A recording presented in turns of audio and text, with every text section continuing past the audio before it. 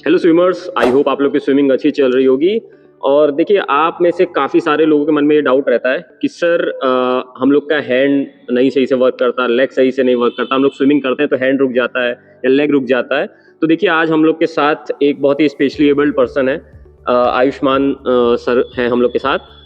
तो इनका जो स्पेशल कंडीशन ये है कि इनके लेग प्रॉपर तरीके से वर्क करते ही नहीं है। मतलब सिर्फ पानी में नहीं, जैसे आप लोग स्विमिंग करते हो तो आप लोग कहते हो कि सर हम लोग किकिंग नहीं कर पाते।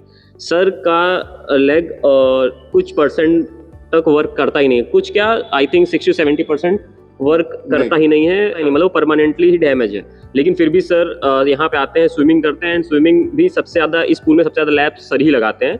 और वो कैसे लगाते हैं उनकी क्लिप्स में शो करता रहूँगा। इसके पहले हम लोग सर से ही उनका इंट्रो लेते हैं कि ये कंडीशन कब कैसे इनके साथ हुई और कब से इन्होंने स्विमिंग को ज्वाइन किया। नमस्कार, मेरा नाम अंशुमान सिंह है। मुझे स्पैस्टिक पैराबलम प्रॉब्लम है।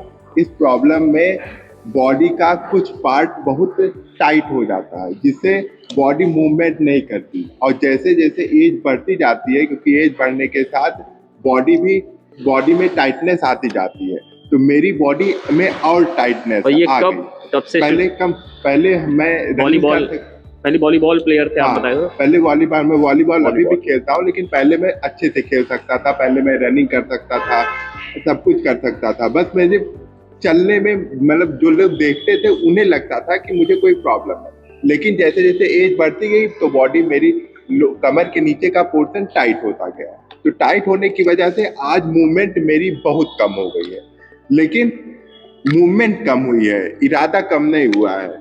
जिसकी वजह से मैंने सोचा, क्योंकि हर जगह मुझे चोट लग जाती थी। मैंने कई गेम्स किए, एथलेटिक्स किए, लेकिन वहाँ चोट लग जाती, इसलिए स्विमिंग किया, क्योंकि स्विमिंग में चोट नहीं लगी। और एक ये भी है, जैसे लोग कहते हैं कि किसी को इंजरी होती है वो नहीं आ सकते, वो डर जाते हैं कि मेरा मूवमेंट नहीं करता। लेकिन अगर आप देखते जाइए तो विश्व में, अगर आप ओलंपिक की बात करिए तो हमारे देश में ओलंपिक में मेडल कम है और पैरा ओलंपिक में मेडल्स ज़्यादा आते हैं।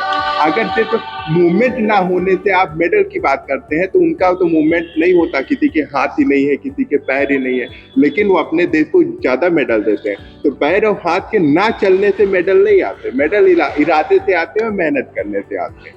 फर्स्ट आपको एंट्री करनी होगी, आपको स्विमिंग में पार्टिसिपेट करना है तो आपको स्विमिंग तक आना होगा।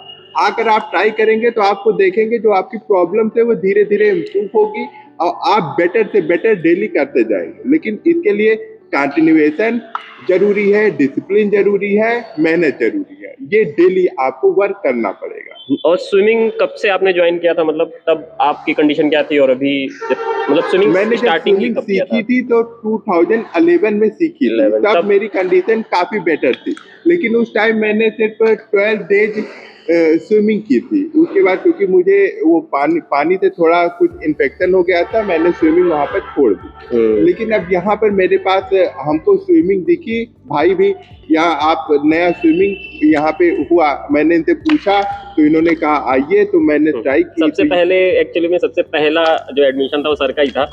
और उस समय काफ़ी ठंडा पानी था और सर अकेले आते थे सुबह 5 बजे, 5-6 बजे तक आ जाते थे। तो उस समय सर की जो स्विमिंग थी ना, वो कुछ बहुत ही ज़्यादा चौपी थी, क्योंकि पैर नहीं चल रहा है तो जाहिर सी बात है पूरा लोड हैंड पे ही आता है। तो सर जैसे हैंड एंट्री हमेशा स्मूथ होती है, तो सर का हैंड पानी में स्प्लैश करता था, काफ़ी ज़्यादा स्प्लैश होता था। तो वहाँ से धीरे धीरे चेक करके इम्प्रूवमेंट हुआ काफ़ी। अभी तो काफ़ी बेटर हो गया, अब तो काफ़ी स्मूथ हैंड भी चलने लगा है। क्योंकि जब सर आए थे तब एक तो क्या था कि काफ़ी टाइम बाद सर स्विमिंग कर रहे थे, जाहिर सी बात है थोड़ा सा एफर्ट ज़्यादा लगा था, एंड्योरेंस कम था। अभी एंड्योरेंस बढ़ गया है, तो एंड्योरेंस बढ़ने के साथ साथ क्या हुआ कि स्ट्रोक भी वो अच्छे से मैनेज कर पा रहे हैं, ब्रीथिंग में भी अब इशू ज़्यादा नहीं आ रहा है। और सर को ये था कि उनको एक स्ट्रोक अपना पक्का करना है, लेकिन अभी मुझे 2 स्ट्रोक इनके अच्छे दिख रहे हैं। एक फ्री स्टाइल, जिसमें रोटेशन अभी सर ने एक या 2 दिन पहले ही सीखा है, और दूसरा है ब्रेस्ट स्ट्रोक। तो मैं ट्राई करूंगा कि सर ब्रेस्ट स्ट्रोक या फ्री स्टाइल में ही इनको मैं पैरा में उतारूं, और जो भी अपडेट होगी वो हम लोग इस चैनल पे जरूर शेयर करेंगे।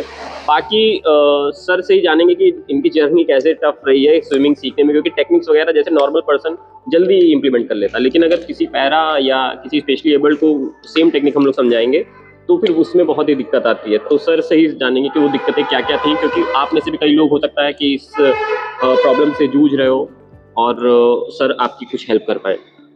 जब मैं यहाँ स्विमिंग आया था तो मेरा हैंड तो मूवमेंट होता था, हैंड भी सही थे, क्योंकि और मेरा लेग पोर्शन पूरा काम नहीं करता था। मुझे समझ में नहीं आता था कि मैं कैसे दोनों को बैलेंस करूं। तो सनुज भाई ने कुछ मुझे टिप दी थी। उस टिप पे जैसे मैं सबसे पहले बैक स्ट्रोक, तो बैक फ्लोटिंग मैंने की, तो बैक फ्लोटिंग आराम से हो गई।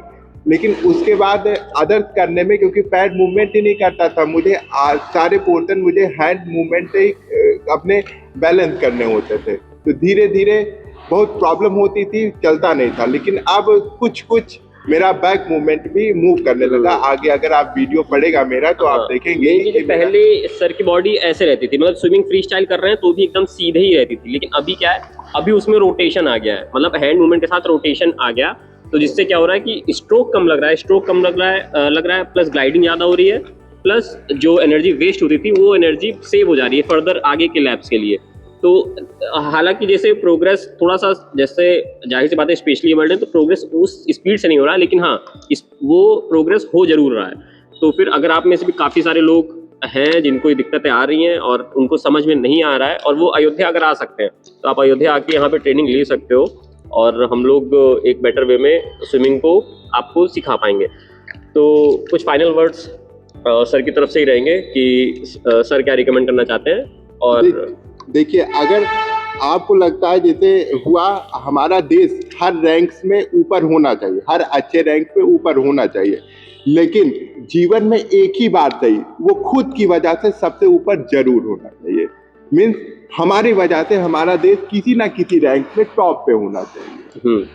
और कंटिन्यूएशन प्रैक्टिस जरूरी है। आप आइए, डरिए मत। अगर आप डरेंगे तो कुछ नहीं होगा। हाँ, डेली का 0.1% भी अगर आप प्रोग्रेस कर रहे हो तो भी आप वो प्रोग्रेस में ही काउंट होता है। मतलब घर पे बैठे बैठे 0% से अच्छा है 0.1% प्रोग्रेस करना। तो आप लोग एफर्ट डालते रहो। और एक और मैं एक्सपीरियंस शेयर करना चाहूँगा अपना। मैं जब वर्ल्ड चैंपियनशिप सिंगापुर में था तो वहाँ जो हम लोग के मतलब नॉर्मल कॉम्पिटिशन में वहाँ पे एक पर्सन मुझको ऐसा दिखा जो व्हील चेयर पे आया था, मतलब उसका पैर नहीं काम करता था। उसी क्लिप मैंने रिकॉर्ड किया है और वो मैं क्लिप आप लोग के साथ शेयर कर रहा हूँ स्क्रीन पे। आप देखो उस स्विमर की आप जरा फिजिकल देखना, मतलब उसकी फिजिक देखना कि कितनी तगड़ी है और वो व्हील चेयर पे है। तो आप सोचो वो स्विमिंग के साथ अपना ड्राई लैंड वर्कआउट कितनी शिद्दत से करता होगा कि उसकी कंडीशन अभी इस टाइम पे ऐसी है जब उसके पैर नहीं काम कर रहे हैं। तो फिर ऐसा कुछ नहीं है कि इम्पॉसिबल है, आपके पैर नहीं काम कर रहे हैं तो आप स्विमिंग नहीं कर सकते, आपके हाथ नहीं है तो आप स्विमिंग नहीं कर सकते। एक चाइना का एक स्विमर है, उसके तो दोनों हाथ ही नहीं है, उसने सिर्फ